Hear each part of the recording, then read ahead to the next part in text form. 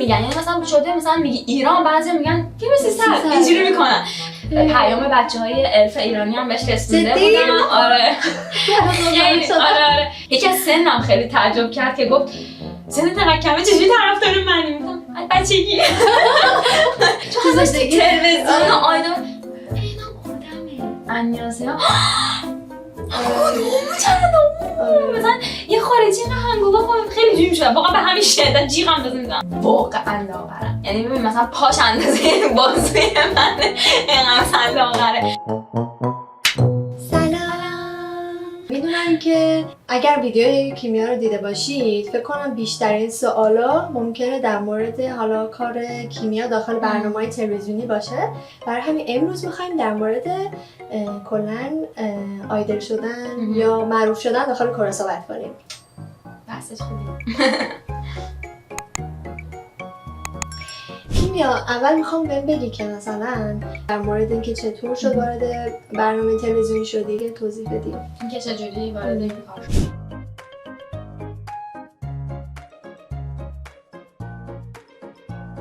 من توی اینستا رفتم عکس برداری کردم یه بار، صورت خیلی اتفاقی دوست داشتم عکس بگیرم برای خودم. عکس گرفتم و اون رو توی اینستا آپلود کردم و خب از طریق هشتگ‌ها مثلا عکاس‌های دیگه و از کانال‌های یوتیوب و یه کانال یوتیوب هم تو مال دوستم بود اونم توش حضور پیدا کردم و بعد از اون یهویی به اینستای من خیلی دایرکت‌های زیادی اومد که هم برای عکس برداری هم برای تبلیغ و شاید هم مدلینگ هم بودش اتفاقا و اینکه مثلا یوتیوب و یه دفعه‌ای تلویزیون و من خیلی عجیبم این دایرکت ها میاد، یعنی پیجا کاملا ناشناسه، پیجای چکه‌های تلویزیون و من اول فکر کردم که کلاهبرداری بعد دیدم که نه، از چند تا انترتینمنت هم به من دایرکت اومده و من رفتم اونا رو دیدم و صحبت کردم و خب الان با شرکتی که هستم به توافق رسیدم و به من کمک کردن که من وارد صنعت تلویزیون بشم و کار انجام بدم. یه چند تا از کارهایی که خیلی بزرگ بوده برامون در مورد صحبت می‌کنی؟ بهترین برنامه، بزرگترین برنامه که واسه افتخار من تو برنامه بودم شبکه TVN پارلگا باسن سرگسا هستش که راجع به تاریخ صحبت میکنه و اشتباهات تاریخی رو من اصلاح میکنن. یه همچین برنامه‌ای تقریبا. بعد راجع به ایران که صحبت شد من به عنوان نماینده ایران اونجا حضور داشتم و خب یه سری اشتباهات که بود و تصحیح شد و خوشحال بودم که تونستم به عنوان ایرانی این رو بگم و تصحیحش کنم و راجع به اینکه کره‌ایان به این قضیه علاقه نشون داده بودن من خیلی خوشحال شده بودم. به خاطر همین مثلا اگر از این به بعدم دوباره راجع به ایران بخوام صحبت بکنم خب من 100% مهمون برنامه خواهم بود چون به عنوان ممبرشون هستم. من هم برنامه که رفته بودی و دیدم یه قسمتایشو داخل یوتیوب، مثلا اون قسمت که درباره فیلم 300 داشتیم صحبت می‌کردیم اون قسمت خیلی برام جالب بود و خیلی قسمت قشنگ توضیح داده شد. آره فیلم 300 خب میدونی اشتباه هنری هستش که به تاریخ کاملا اشتباه توضیح دادن و من با اون ما قبل از این برنامه‌ها باید بگم پای صحنه این برنامه‌ها هفته‌ها میتینگ هست و راجبش صحبت میشه و من اون استاد رو میبینم با چکه‌ها صحبت میکنیم و میان تک تک این سوالایی که میخوان حرف بزنن و از من میپرسن که هوکشی رو نکنه مثلا اشتباهی بگن، کلمه اشتباه بگن که مثلا بخواد به یک کالچری به چیز بر بخوره اینا. چون شبکه اصلی کره هستش من این اتفاق بیفته نمیشه. به خاطر همین پشتش یه عالمه چیز هست، میتینگ هست و اینا. من راجع به فیلم 300 خیلی خوشحال شدم که اینا صحبت کردن واقعا، چون کره‌ایان فیلم 300 رو خیلی دوست دارن. یعنی خیلی میگن، یعنی مثلا شده مثلا میگی ایران بعضی میگن فیلم 300 اینجوری میکنن. به خاطر همین من همش اینجوری بابا اون فیلم اشتباهه و اومدم توی شبکه اصلی راجع به این قضیه صحبت کردم. من واقعا باعث افتخارم بود که تونستم اونجا حضور پیدا کنم. من خیلی خوشحال شدم و اون برنامه رو حتی میگم اون کلیپایی که دیدم مثلا واسه آشنام فرستادم که کره‌ای‌ها که حتی ببینن. مثلا هی میگن 300 این اون چیزی نیست که مثلا واقعیت بوده. خوب بود. چه حسی داشتی که کیویو دیدی؟ وای من خب بچه که بودم اون آیدولای سری اول سری دوم میشن یا اول میشن آره سوپر جونیور دابل اس من واقعا دوست داشتم، یعنی اونا رو خیلی بیشتر دوست داشتم تا آیدولای الان رو. به خاطر همین اصلا باورم نمیشد. بعد مثلا از جوری که دیده بودمش خیلی خیلی مهربون بود. واقعا خیلی جنتلمن، خیلی مهربون. من افراد معروف زیاد دیدم. یکی از کسایی که خیلی مثلا انسانش کیپاپ نمی‌تونم خیلی تو ذهنم موندش کیمون بودش که خیلی مهربون طوری و چون اولین برنامه تلویزیونی اون برنامه بود و استرس شدید داشتم و حتی موقع استراحت و اینا خیلی مثلا ما صحبت می‌کردیم. وقتی گفتم که بچه بودم دوستش داشتم خیلی خوشحال شد. پیام بچه‌های الف ایرانی هم بهش رسونده بودم. آره خیلی خوشحال شده بود و اینجوری که میگفتش که خیلی دوست دارم که ایران برم مثلا کنسرت بزنم ولی حالا مثل اینکه مثل به خاطر علت‌هایی نمیشه، مثل اینکه البته تحقیق طوری هم کرده بودن. بعد من خیلی تعجب کردم. بعد با هم عکس گرفت، گفتش که مثلا حالا عکس بگیریم که مثلا بذار بچه‌های ایرانی هم خوشحال بشن. من خیلی خوشحال بودم که تونستم مثلا به نماینده این کارو انجام بدم. یکی از سنم خیلی تعجب کرد که گفت سن انقدر کمه چجوری طرفدار منی؟ گفتم بچگی. یعنی گفتم 2000 سال 2000 هم میشه 2000. بعد دیگه رسول جا خودم 2005 اینا دیگه. من گفتم من دبستان بودم مثلا دوستتون داشتم، خیلی تعجب کرده بود. و اینکه خیلی خوب بودش، واسه افتخار بود واقعا. منم تقریبا یه همچین چیزی داشتم. داخل شرکت اولی که داخل کار داشتم کار میکردم یه سری از خواننده ها اینا رو دیدم.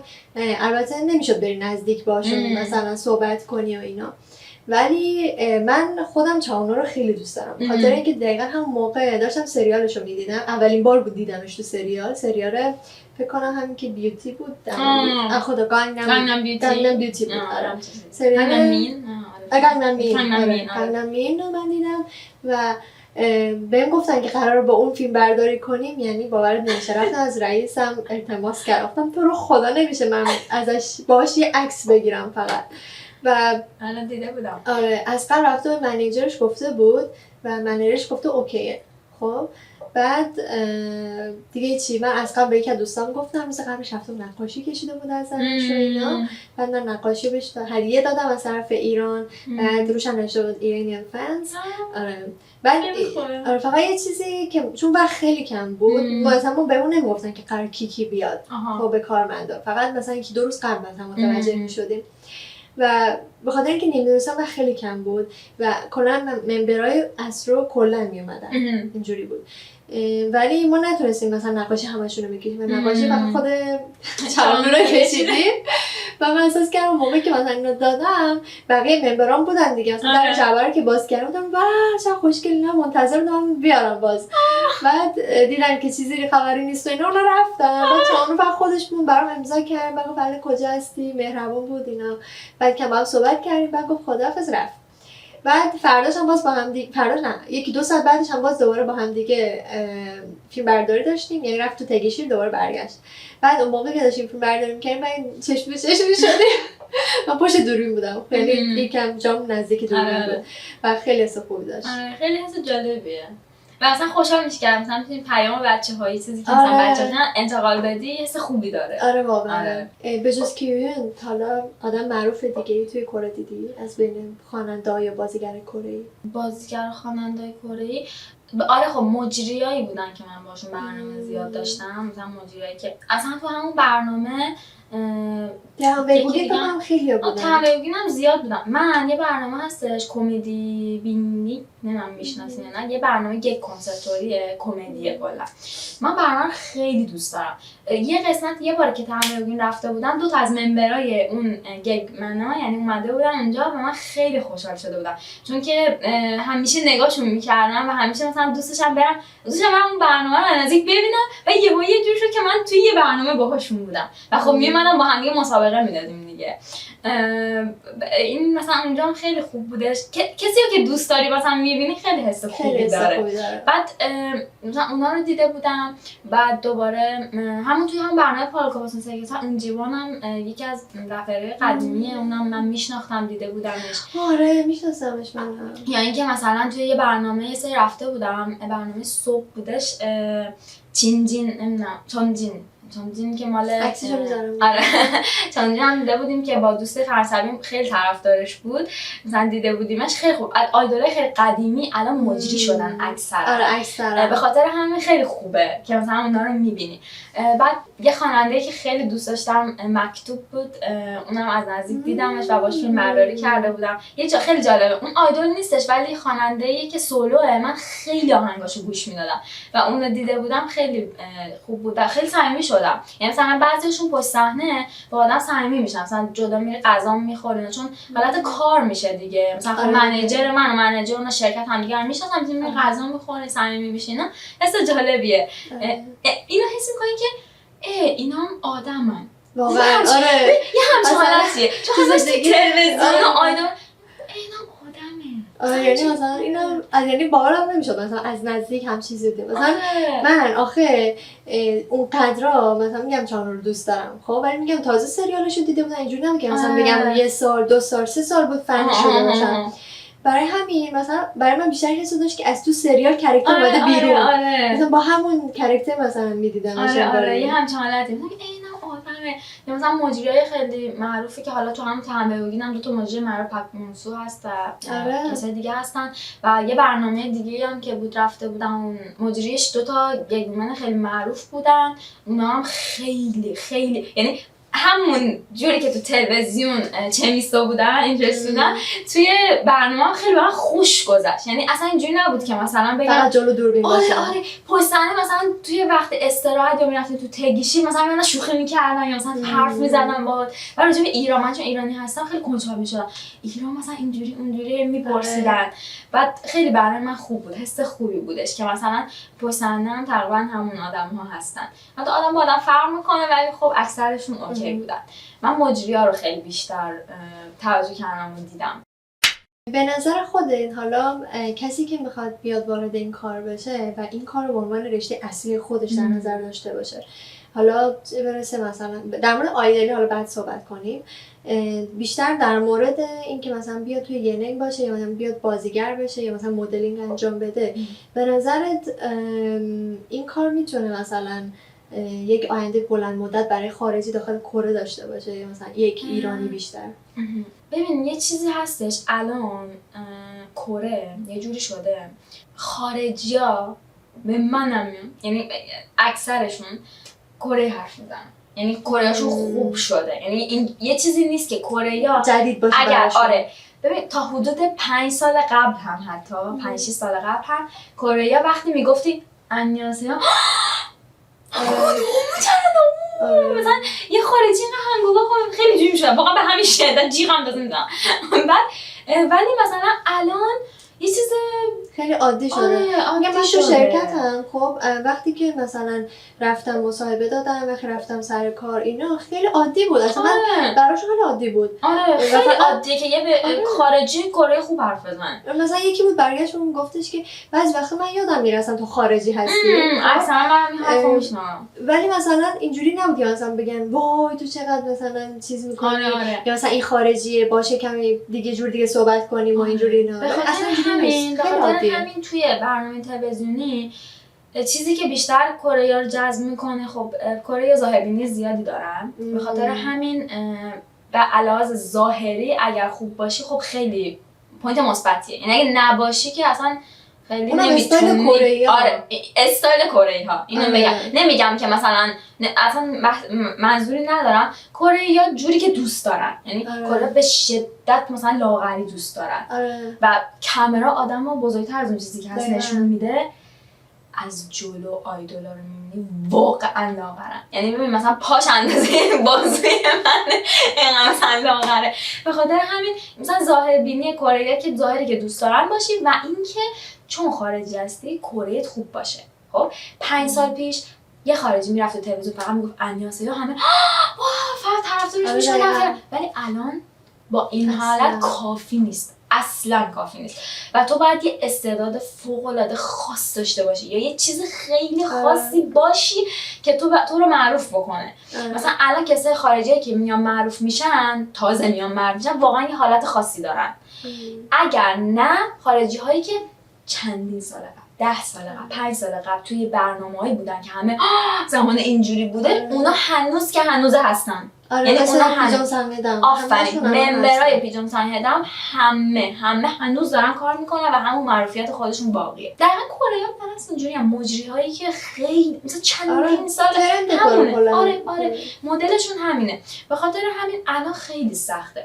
به عنوان بازیگرم نمیگم نمیشه. یه نمونه بارز که ما داریم اسکوید گیم، اوریجینال گیم، همون که مثلا خارجی خب توش بودش و اینا. مثلا من میشناختم قبلا و دیده بودم که واه توی همچین اثری هم موفق میشه. غیر ممکن نیست ولی واقعا سخته و این فرصت خیلی خیلی نادره. یعنی واقعا زندگی تو باید بذاری و اون شخص هم که توی اون فیلم بودش گذشته خیلی سختی داشتش واقعا. یعنی مثلا از دوستم که پرسیده بودم حالا دیده بودمش، واقعا تلاش کرده بود و تمام زندگیشو روی این قضیه گذاشته بود که همچین فرصتی براش به وجود اومد. به نظر من کلا واسه خود کره‌ایام این که مثلا بخوان همچین شخصیتی بشن یا مثلا موفق بشن خیلی راه سخته. اما اگه بخوام مقایسه کنم برای یه خارجی، نه فقط ایرانی که بخواد توی کره باشه، سخت‌تره. خارجی حالا از بین خارجیام حالا ایرانی به نظرم سخته. ببین کره بخوام یه واقعیت خب یه فکت، خارجی‌ها رو انقدر هنوز مثل کشورهای اروپایی و آمریکایی قبول نکرده. یعنی علاوه فرهنگی ها با اینکه این همه ازدواج زیاد شده، بچه‌های دورگه زیاد شدن، قانون مهاجرت هنوز زیاد بر اساس این اساس نیست که خارجی زیاد باشه. به خاطر همین خیلی خیلی سخت‌تر خواهد بود و به نظر من اگر علاوه ظاهری چیزی که کره‌ها میخوان زبان فول، چیزی که عالی باشه و استعداد خاص، یه چیزی که خاص میکنه شما، این سه تا با هم به صورت پرفکت داشته باشید، اوکی زندگی تو بذار روش. ولی اگر نباشه واقعا احساس میکنم که کاش که اون زمان رو، اون زندگی رو روی چیز دیگه سرمایه گذاری کنم. مثلا من میتونم توصیه کنم که مثلا الان خیلی میان اینجا واسه زبان یا مثلا واسه دانشگاه یه رشته حالا مارکتینگ، بیزینسی چیزی و در کنارش به این کار مثلا روش سرمایه گذاری میکنن. چون همونطور که حالا میگی این ستا رو هر کسی نمیتونه از همون اول داشته باشه. مثلا اگه دوست دارن وارد این کار بشن اینجوری نباشه که مثلا تصور داشته باشن میان اینجا فقط بازیگر میشن. خب بعد بیان اینجا خیلی روش کار کنن. مثلا الان مثلا تو حالا دانشگاه برات مهمتره، اما مثلا اگه یه نفر دیگه باشه که تو موقعیت تو بود و مثلا برنامه تلویزیون مثلا می‌خواد سرمایه انتخاب کنه، خب تو بالاخره هر وقت یه مشکلی پیش بیاد بالاخره رشته خودتو داری. خب و میتونی برگردی یا مثلا یه راه دیگه رو انتخاب کنی. یه راه برگشت یا یه دو راهی هستش. یکی هم این که یه حقیقت دیگه ای که هست اینه که پولی که مثلا از این قضیه در میاد اگه تو خیلی معروف نشی، یعنی اگه اون ستاره نشته باشی و یهویی نتره که خیلی معروف نشی، واقعا اونقدر نیست.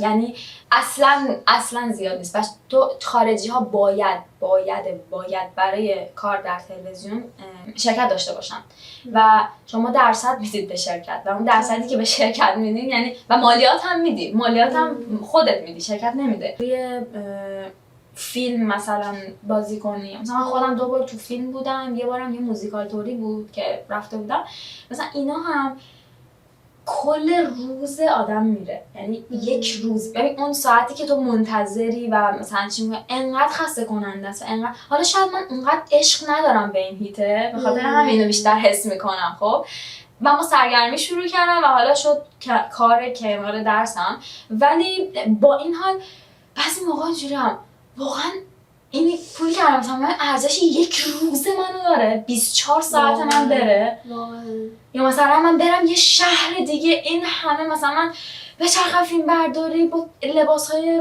مثلا اذیت کننده، کفش پاشنه بلند، واقعا ارزش نداره. و بعضی موقع مثلا یه پیشنهادی بهم میشه، مثلا من میگم اگه انقدر اضافه نمی‌کنی، یعنی که اگر اینجوری من نمیام. در مورد آیدلی حالا من خودم هیچ اطلاعی ندارم، تو اطلاعی داری یا نه؟ درباره آیدل شدن اینو میتونی یه ویدیو جدا کنی، ولی حالا خیلی خلاصه تر میگمش. خارجی توی کره، من این جمله رو به قاطعیت میگم، یک خارجی در کره نمیتونه آیدل بشه. به یه لحظه بگم لیسا خارجیه و اینکه لیسا باشید نه ببین خارجی که شکل خارجی دقیقاً باشه واقعا خارجی باشید خارجی یا دورگه که کره‌ای باشین آره مثلا ببین خارجی که شبیه کره‌ایه اوکی اوکی. دورگه که شبیه کره‌ایه اصلا یه خارجی کاملی که شبیه یه ذره کره‌ایه چشش مثلا شبیه‌شونه آره حسشونه داره ولی کلا خارجی میگم که کاملا استایل خارجی باشه نمیشه. آیدول نمیتونه بشه چرا؟ شاید داخل آینده همچین اتفاقی بیفته ولی شاید خیلی الان نه. آینده دور آره الان اصلا من خودم دیدم مثلا یکی این نیست که مثلا نبوده باشه کیسایی بودن که آره چیزی ولی هست. اصلا معروف نشدن اصلا و معروف کلا نشدن. اومدن داون شدن و یه چیزی بگم به خاطر اینکه علتاش اینه که کی پاپ به خاطر معروفه که کی پاپه آره دقیقاً بیشتر حالا اونایی که دوستشون دارن هم داخل کره هستن هم بیرون از کره یعنی کل دنیا خب و کل دنیا اگه مثلا بیشتر الان علاقهشون به کره‌ای هاست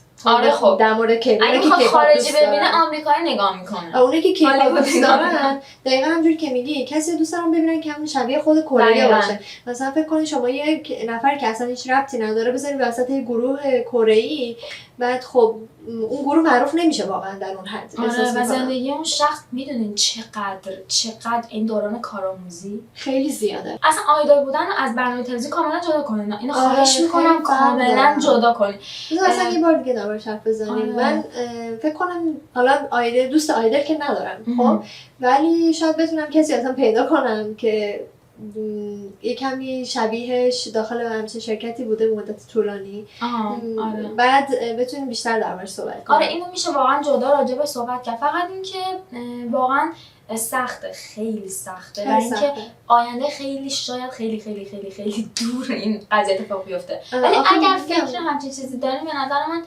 کشور دیگه بریم شاید بهتر باشه به خاطر اینکه نگاه کن کشور دیگه بیشتر به استعداد نگاه میکنن اما کره تو همه چیز حالا تو دانشگاه من دیدم به هوشت نگاه نمیکنن بیشتر به پرکتیست نگاه میکنن و توی کره خیلی از همون خود کره‌ای هستن که از بچگی میرن سرمایه گذاری میکنن برای که آیدل بشن 10 سال داخل شرکتن و آخرش میان بیرون و هیچی نمیشن و میدونستین توی اون 10 سال پولی نمیگیرن هیچی پول نمیگیرن و اگر دبیو هم بکنید مثلا یک گروه مثل بلکپینک هم بگم دبیو کرد آره تا چند سال باید قرضایی که اون دوران کارآموزی شرکت براشون پول خرج کرد کلا میره یعنی بعد از چندین سال تازه شاید بهشون درصد بدن این حقیقت خیلی بارزه توی صنعت همین لیسا هم فکر کنم دوره در راهنمایی دبیرستانش بوده که باید اینو در نظر داشته و زود آوردتش همشون خیلی زود شروع کردن آره خیلی از بچگی باشه اصلا کلا سن دارن کاره برای این کار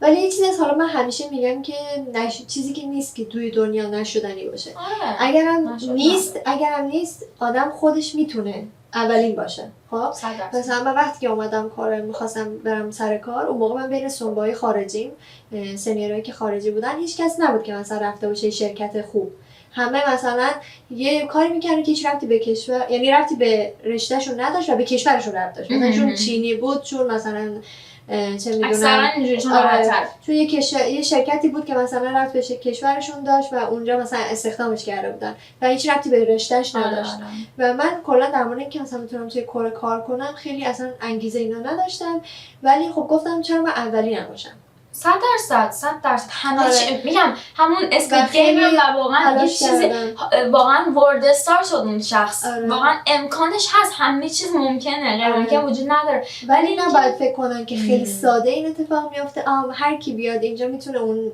شخص باشه یا اینکه بگی خوش به حالش خوششانس بود آره این نیست اصلا اگر میخوان به نظر من باید خیلی همونجوری که گفتی تو خیلی تحقیق کردی اومدی اینجا و الان برای کارو تحقیق میکنی و اینا من اینو خیلی دوست دارم من خودم همینجوری هم هر کاری میخوام بکنم کلی تحقیق میکنم الان مثلا کار پیدا کردم الان شاید خیلی فکر کنن که خیلی کار پیدا کردم تو کار آسون و اینجور چیزا باورت نمیشه من شاید بیشتر از 20 تا 30 تا شرکت من همیشه میگم واقعا پدانه واقعا دارم میگم خیلی بعد الان سر کارم فکر کنم خیلی چالش‌های زیادی هست که مثلا آدم باش مواجه میشه و زندگی کردن داخل مثلا شرکت کره با اینکه همشون کره باشه، استایل اونم قدیمی. مثلا شرکت ما الان اینجوری که خیلی استایلش قدیمیه. خب شرکتی که جا افتادن خیلی آره. بعد سیستمش کلا قدیمیه و این باعث میشه که خیلی سخت‌تر باشه واسه من. هر روز باید کلی ایمیل بزنم، کلی نامه بنویسم و اینجور چیزا، در حالی که حالا رشته من تازه برنامه‌نویسیه. یعنی ربطی نداره به نامه نوشتن اینجور چیزا. اگه مثلا که رشته دیگه باشم مطمئنم خیلی براشون سخت‌تر باشه. و به نظر من اگر میخواین همچین کسی باشین باید انتظار سختی ها و این مهارت خودتون ببینید که بریم بگردین خودتون چیز کنین، یعنی خودتون رو بسازین، نه اینکه منتظر باشین یه نفر بیاد همه کار براتون بکنه یا مثلا خیلی راحت باشه. ممکنم نشه واقعا. آره من گفتم شکست من خیلی شکست خوردم. نمیتونم همه شب بگم ولی واقعا من شکست زیاد خوردم به نوبه خودم تا همین الان، ولی بلند شدم دوباره و قوی تر از قبل. سعی کردم شکستم اوکی 2-3 روز گریه کن، 2-3 روز ناراحت باش فلان باش، ولی دوباره باید بلند شی، حرست بگیره و محکم‌تر بلند شی. مثل اینکه انتقام میگیره. یه لول بالاتر از من. آره دیگه امیدوارم هم موفق باشم واقعا که برای آینده ما یه بار بیشتر زندگی نمی‌کنیم. دقیقاً میگم این راهی که میخوای خودت انتخاب کن و براش تمام تلاشتو بکن و میگم اگه آدم قوی نیستی یا قوی شو یا اینکه کلا یه راه راحت‌تر انتخاب کن. آره این خیلی بهتره. مرسی که امروز هم داخل ویدیو هم با من بودی. مرسی. من خیلی احساس می‌کنم اطلاعات مفیدی داخل ویدیو. خیلی خوشحالم که میتونم به فارسی هم اینجوری من میگم تازه تا حالا فارسی حرف نزده بودم. به فارسی حالا بچه‌های ایرانی هم اطلاعات زیادی بدم. همونطور که حالا به کره راجع به ایران اطلاعات میدم، اونجا برعکس هم اطلاعات. آره خیلی خوشحال شدم که اومدم. ممنون برای این سری و خدا